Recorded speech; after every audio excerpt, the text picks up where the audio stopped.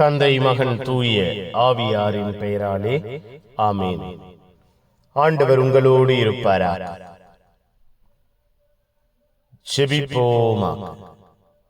வாழ்வையும் குடும்பத்தையும் நன்மைத்தனங்களால் நிரப்புகிற தெய்வமே இறைவா, உம்மை போற்றுகிறோம், உம்மை புகழுகிறோம், உம்மை ஆராதிக்கிறோம், உம் பெயரை வாழ்த்துகிறோம்.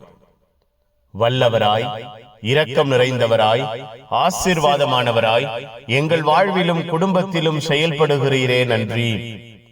இரவு முழுவதும் பாதுகாத்து புதிய நாளுக்குள்ளாய் அழைத்து வந்திருக்கிறீரே நன்றி.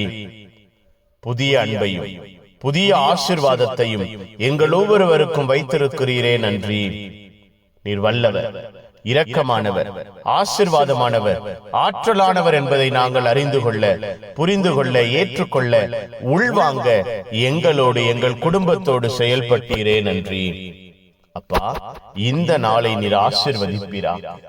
இந்த நாள் முழுவதும் எங்களை வழிநடத்துவீராக.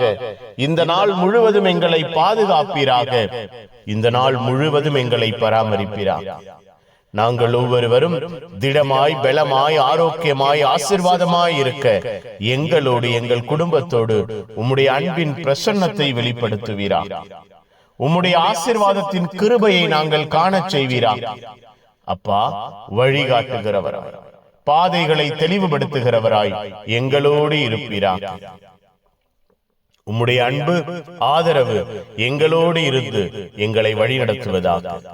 நாங்கள் நிலை வாழ்வு பெறும் பொருட்டு உம்முடைய மகனையே அளிக்கும் அளவுக்கு நீர் உலகின் மீது அன்பு கூர்ந்தீர் என்று வாசிக்கிறோமே.